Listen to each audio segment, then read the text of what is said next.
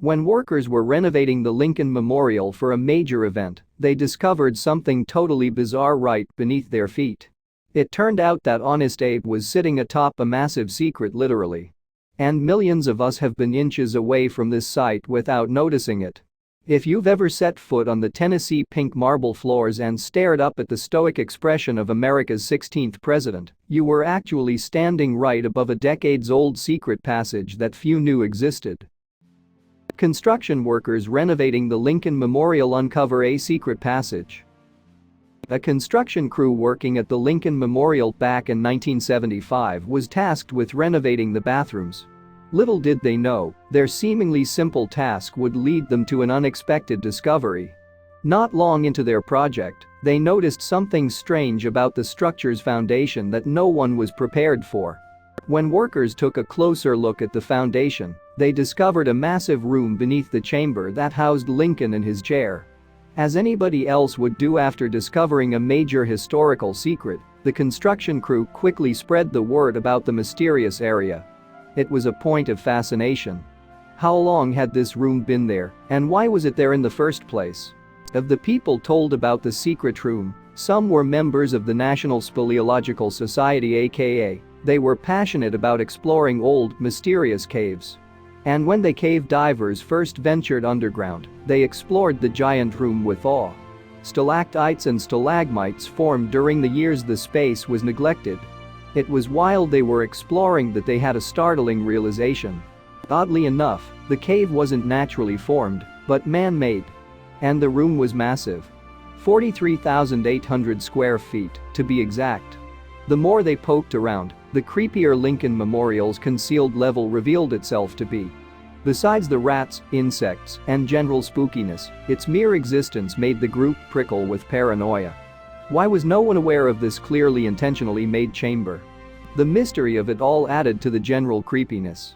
How is it possible that one of the most iconic monuments in America, with over 7 million visitors each year, kept its gigantic basement a secret? Surely, the space once served a purpose. Even more confusing, when exactly did its existence fall between the cracks?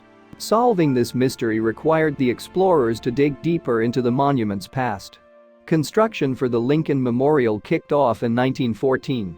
It took 40 years for the Army Corps of Engineers to create the Potomac Park shoreline that now serves as the attraction's backdrop. Workers dug 40 feet down in the earth to begin the project. Then, they installed a series of concrete pillars to support the rest of the structure. When they were finished, it looked like a cathedral all on its own. It was certainly grand enough to stand in the nation's capital. Of course, something not so grand lurked beneath the ground. The crew then created the rest of the 19-foot statue and the 145 steps leading up to it. This massive undertaking took the majority of the builders' time and energy. No doubt they were focused on installing the main event of the memorial, Lincoln himself, to properly honor the famous president. Somehow along the way, the underground chamber slipped from people's minds. But once the National Park Service got wind of the Lincoln Monument's killer basement, they had to show it off. Over 50 years after it was sealed off and forgotten, people finally filed into the hidden chamber. Without much preparation, the derelict space was open to the public, and tours of amazed visitors shuffled through its cavernous passages. Officially, this space is called the undercroft, but it remains relatively unknown to the general American public. Though, some might reason it's not that big a loss. After all, it's a dark, dank look behind the curtain of how the dazzling Lincoln Memorial was constructed. But that still doesn't answer why most people never see the space for themselves. Only those who visited the memorial during the 70s and 80s were lucky enough to glimpse the undercroft. Knowing that, for a time, people were allowed to traipse through the elusive passageways, why did they eventually shut it down? Well, it wasn't exactly safe. During one tour, for example, someone spotted what looked like asbestos. Countless tourists being struck down by an outbreak of asbestos poisoning was definitely something the government wanted to avoid at all costs. The National Park Service needed to take care of the asbestos situation and probably realized that the space was generally unfit for tours. So in 1989, the undercroft was shuttered to the public. Still, it didn't lie untouched and forgotten for another 50 years. Over the years, select lucky adventure seekers have glimpsed the insides of the Lincoln Memorial undercroft, witnessing its most special feature, graffiti. Many of the columns in the basement are covered in funny little illustrations from those brave, or foolish, enough to dive below the surface. Some of the graffiti, however, comes from an unexpected source. Stephen Shore, the president of DJS Associates, a forensic consulting firm that took scans all over the National Mall and Lincoln Memorial, said, "The builders actually drew cartoons, and they have them covered in plexiglass." Yep, the old-timey looking cartoons were drawn by people back in the 1910s, not by modern teenaged ne'er-do-wells. Drawing silly pictures on the pillars of a presidential memorial must have felt like the most rebellious act for those 1914 laborers. Nearly a century later, though, the cartoons are the shining jewels of the undercroft. Silly graffiti is definitely at odds with the more solemn black and white photos of the era. Perhaps that's why they're being protected, and for a staggering sum. Billionaire philanthropist David Rubenstein has invested a mind-boggling $18.5 billion into a project to modernize the Lincoln Memorial, including the undercroft space. His hope is for more people to be captivated by the humanity of the doodles, humbled by Abraham Lincoln's firm gaze, and, of course, fascinated by the once-forgotten underground chamber. The billion-dollar project won't be completed overnight. The project marks the most extensive renovation of the memorial since its debut in 1922. Rubenstein is tremendously honored to contribute to preserving this new chapter for the great emancipators' monument.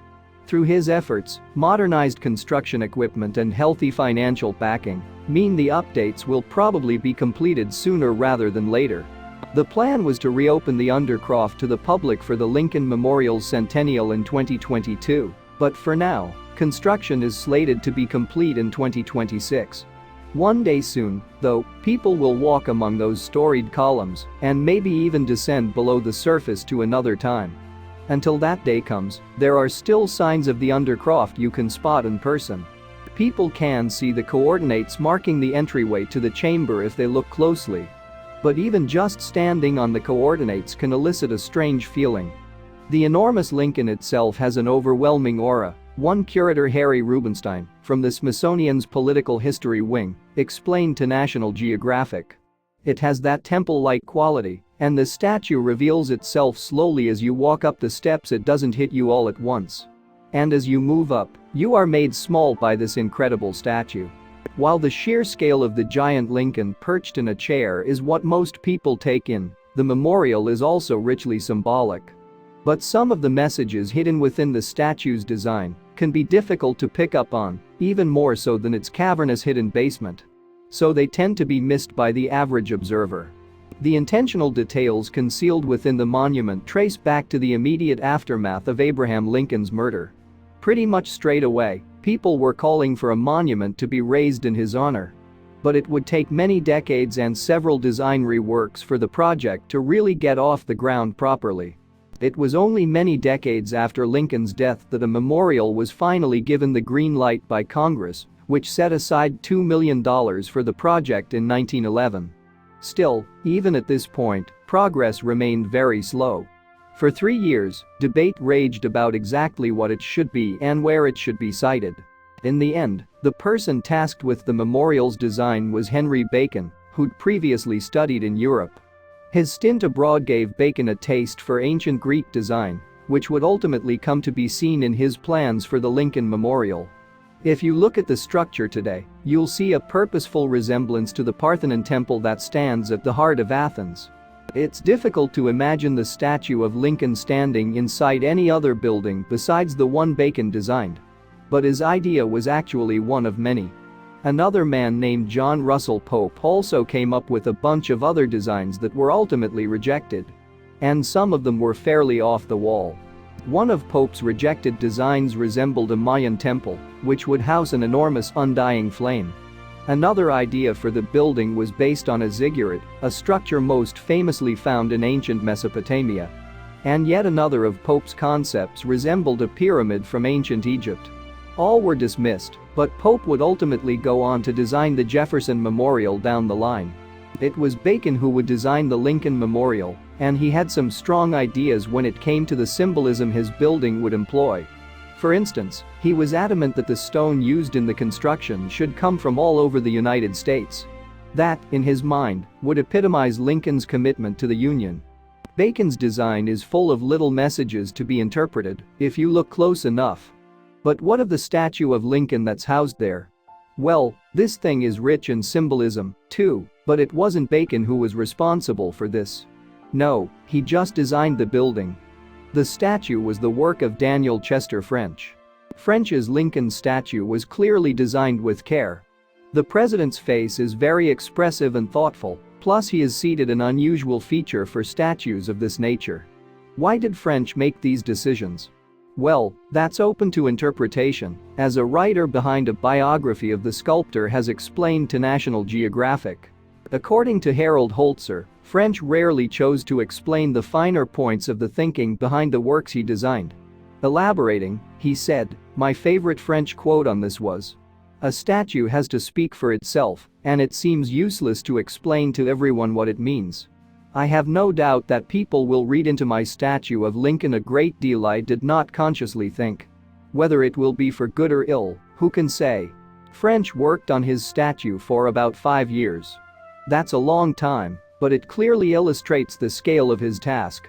Even just in terms of its size, it's easy to understand why he needed so much time to complete the project.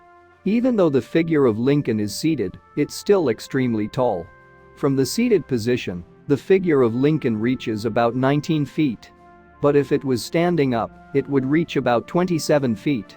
Incidentally, the original design was way smaller, but French revised it.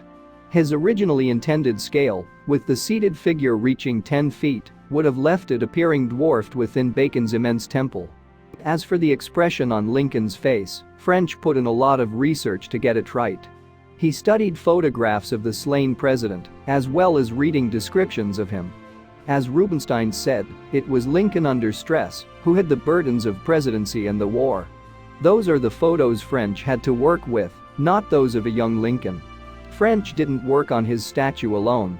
It was far too big a project for that. No, he actually hired a group of brothers to carve the stone. The Piccirillis were 6 men originally from Italy who'd made a name for themselves in America as excellent sculptors. The Piccirilli brothers put in a lot of work on this project. Laboring in their workshop in the Bronx, New York, these men took great care to chisel out this statue in a series of slabs, which were then brought to Washington, D.C. and assembled on site. Their contribution was invaluable, yet they're perhaps not as famous as you'd expect. French actually suggested carving their name into the plinth of the statue, but they declined the proposed credit. All in all, the whole Lincoln Memorial project took a long time. Work on the foundation started in February 1914 and was finished up in May 1915. Progress was steady on the main structure until April 1917, which is when the US began to fight in World War I. That derailed the project, slowing it down drastically. Still, by the end of 1919 the project was really starting to take shape. Throughout that December and the following month of January, the Lincoln statue itself was successfully pieced together. By 1921 paths leading to the landmark were installed, as were gardens. By May 30, 1922, the memorial had reached a level of completion where it could be officially dedicated. Finishing touches to the monument's surroundings, though, continued for a few more years. Nowadays, it's probably fair to suggest that the Lincoln Memorial is Washington, D.C.'s most beloved monument. According to newspaper The Washington Post, a regular year will see something like 8 million people showing up to pay a visit to the structure. People of all stripes come to see the famous attraction firsthand. For 100 years now, the Lincoln Memorial has been an American icon. It's shown up in a bunch of movies, it can be seen on the currency, and it was the setting of some very important historical moments. Most notably, perhaps, Martin Luther King delivered his "I Have a Dream" monologue there in 1963. The Lincoln Memorial is instantly recognizable to so many people who have grown up seeing it in films, on money, or in real life. But not everyone fully appreciates the symbols and messages hidden away under the surface. There's a lot going on at that monument, even down to something as simple as the statue's hands. French put a lot of consideration into these hands. And despite his reputation for keeping quiet about his work, he even wrote about them. He said, "It has always seemed to me that the hands in portraiture were only secondary to the face in expression, and I depend quite as much upon them in showing character and force." The statue's right hand is open, while the left is clenched tightly. You might not think much of this, but lots of other people have read plenty into it. They think the open hand is welcoming, an extension of acceptance and warmth to his one-time Confederate enemies. The closed hand, meanwhile, shows Lincoln's resolve to win the war. This seems like a reasonable interpretation of the statue's hands and their meaning. But other people have proffered some additional thoughts about what French intended to convey with them. They think the designer had an understanding of sign language and that the position of the hands was actually expressing the letters L and A. This might seem like a stretch, but proponents of the theory do have evidence they can cite to back up the claim. French had previously produced a statue of Thomas Hopkins Guillaudet, who was a pioneering figure when it came to educating the deaf community. This statue showed Guillaudet teaching a child the sign for A. On top of that, Abraham Lincoln himself was known to be interested in deaf education. He wanted to encourage the take-up of sign language and even gave the go-ahead for Guillaudet University. As the name suggests, this school for the deaf was established by the very same man who, as intimated above, became the subject of another of French's statues. It all fits. But who knows whether or not French really did intend his statue to communicate in sign? It's possible, but let's not dwell on it. There are, after all, plenty of other signs and symbols at the site that bear closer examination. Some people, for instance, see references to the Roman Empire in the design. The Lincoln statue is resting its arms upon stacks of timber known as fasces, which in Roman times expressed power. Elsewhere, the columns of the monument, which are based on the Parthenon, are themselves full of hidden meaning. There are 36 of them, which is important. They represent the 36 states that, during Lincoln's time, constituted the Union. The columns also have an interesting quirk, which is more for practical reasons rather than symbolic ones. The pillars look straight, but in actual fact they're tilted. If they weren't, the structure as a whole would look a little out of shape.